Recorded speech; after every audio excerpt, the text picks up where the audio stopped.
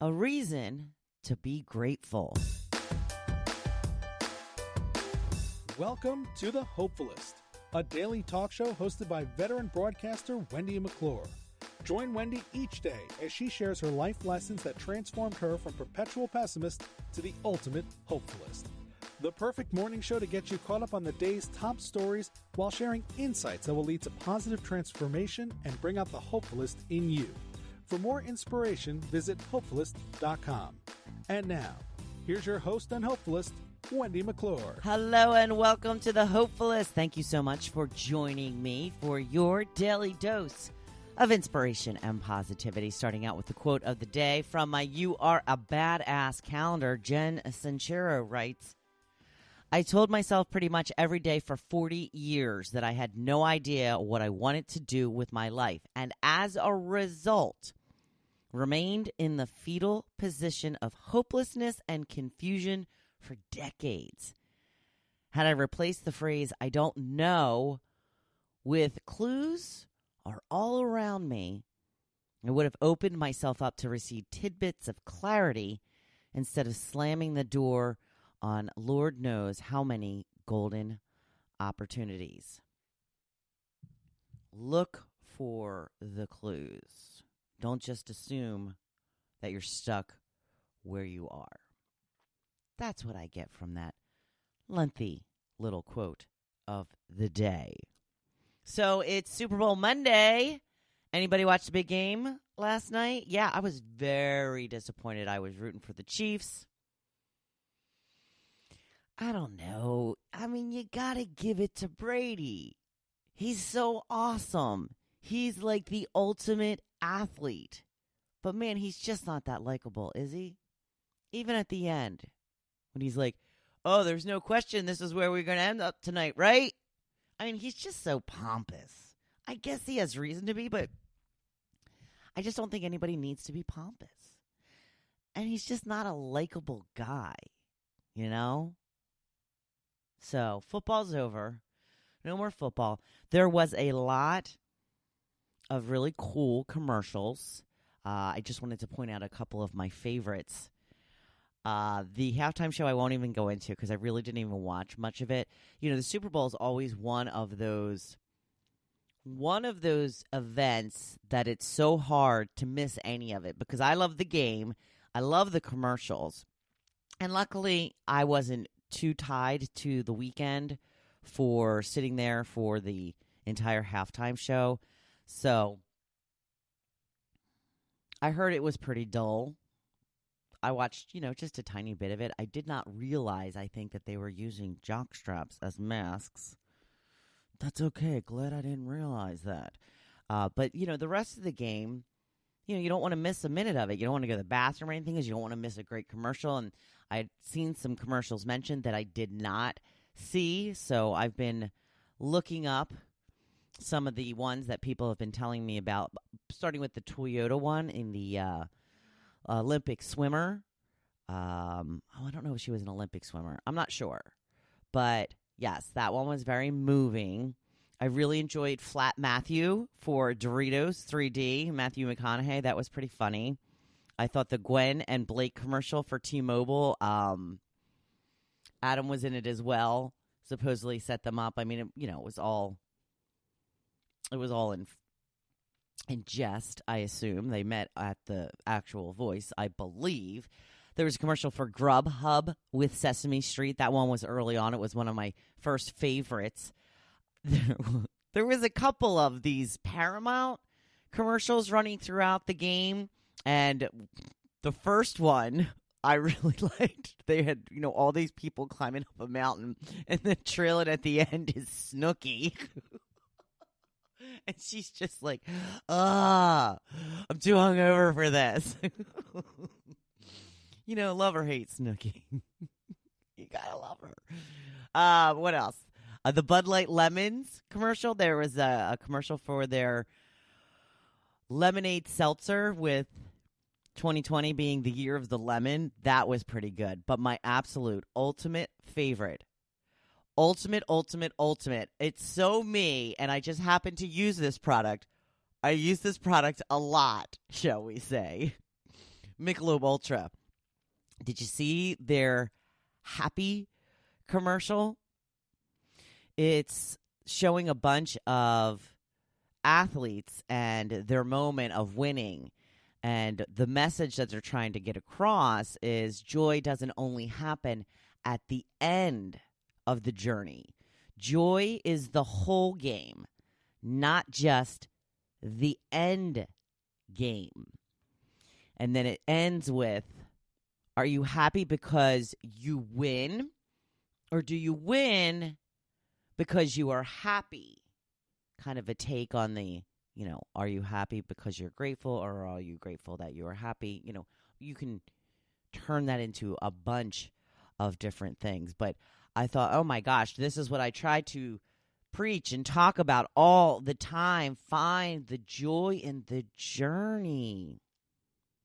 And when you can find the joy in the journey, you're just overall a much happier person. When you live your life with joy, you do things differently than when you do things out of annoyance or a sense of obligation. Everything just looks different in each moment. I mean, really think about it. If you just go to your job every day, get there at 8:59 or 9:01, and just sit there and do what you absolutely have to do every day and trudge on through the day until 4:59, and then you're ready to dart out the door. Or if you go to work every day, excited about what you can accomplish that day, what goals you can achieve, what you can check off that list, the experience that you are gathering, and the knowledge that you are learning. Do you see the difference in how your day is going to go and the results that you're going to get? I think you get all that. I think you do. So that was my favorite commercial, and it just so happened it turned out to be a product that I already enjoy. So I hope you enjoyed some of the game, part of the game, any of the game. I wasn't crazy about Kansas City winning 2 in a row, and I have to tell you, I was a little disappointed in how they played. I really had hoped it would have been a better game. But, it kind of gave me a little break because I didn't have to pay attention to the game as much anymore. If I had to take a bathroom break or something, I went while they were playing rather than missing the commercials. So there you go. Speaking of Super Bowl, my topic of the day yesterday was when it comes to your Super Bowl snacks and you eat your wings, do you like the flats or the drums? Now, I am a flats kind of person. To me, the drums don't even taste the same. I don't know. They're just, it's like a different, the whole thing just seems different to me. However, I love a good old-fashioned drumstick from, when you're getting chicken or whatever, but not, they're too little or something. My husband, though, loves the drumsticks, so I always eat the flats and he always eats the drums, which works out perfectly.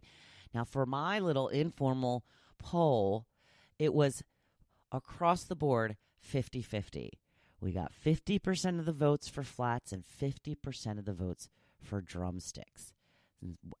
Probably we should just go with what the last person said, is it doesn't matter. Just throw it in your mouth and spit the bones out. Yes, that's very classy. Let's do it that way. I don't know. I don't even prefer the taste of the drums, honestly. I probably would not eat them. Well, maybe I'd have one or two, but it's almost not even worth eating to me if they're drumsticks. But I guess that's the way my husband feels about it as well when it comes to the flats. But again, since we're on either side, works out perfectly for us, and you usually do get pretty much even amount of flats and drums per order. Sometimes you get a little, every once in a while you get most of one side or the other, and then you're like the person who doesn't like that, you're like, well, I guess I'm not eating wings tonight. Moving on to the topic of the day. We're talking about being grateful because it's Grateful Monday. And I have a picture of my little girl laying on the couch, all covered up in her blankets, her head on the pillow because she thinks she's a real person.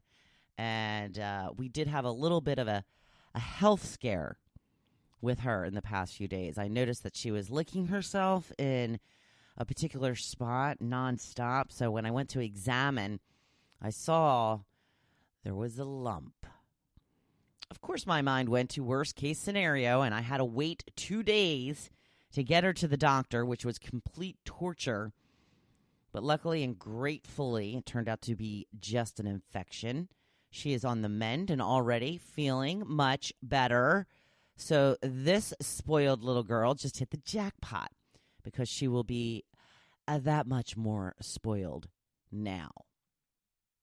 She's 14, so I've been pretty much giving in to her for the past year or so with whatever she wants because I know there will be a day where I wish she were here to give belly rubs to and begging me to play with her.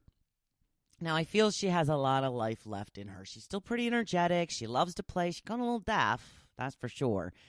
But she makes it hard to play with her. We've said this all along. She prefers keep away. She likes for us to chase her all around the house rather than just bringing the ball back so we can throw it again. But I've given in to this demand as well. I chase her down the hallway and then throw a different toy. And we go back and forth like that. She has us trained well. Yes, she does. And if she wants to play and I don't feel like it, she will sit on the floor, stare at me, and bark until I do play. Yeah, she's bossy, and she usually gets her way. Again, I know there will be a day when I wish she were here to bother me with her doggy demands. So I try to give her what she wants. When you have a dog as long as this, you know how ingrained they become in your life. She has been like my child since I don't have kids of my own. She's always here. She's always happy. And she has taught me so much about life and living in the moment. Now, I like to think that when her time comes, I will be grateful for our time together, knowing we made each other's lives so much better. I know that she has a great life, and there isn't much more I can do to make her life better. It's already the best. But I'm sure I will be an absolute mess when the day actually comes. So in the meantime, I'm going to love on my girl as much as I can, spoil her more and more because she is here now. And I feel like we escaped a potential life-altering prognosis. And whenever she bugs me to play, when I don't feel like it, I will remind myself that I will long for days like this. It's the same for when she gets me up in the middle of the night because she isn't feeling well. No, I'm not happy about it, but I will be grateful that I can be there for her when she needs me. When something or someone is annoying you today, just try to remember what this bit of inconvenience or annoyance means on the larger scale. How would your life look if you didn't have this annoyance? In Tucker's case, I wouldn't get the greatest greeting ever when I come home, the hugs and kisses she gives, or the snuggles we share on the couch. When I think of it that way, the small annoyances are totally worth it. So it is Monday again, but a brand new week full of opportunities and possibilities. No, now go make them happen. Oh, and by the way, don't forget to be badass. I know you can. I'm right here cheering you on. Thank you for listening to The Hopefulist, hosted by Wendy McClure. For more inspiration, please visit Hopefulist.com. Thanks, and we'll see you tomorrow on The Hopefulist. Happy Monday!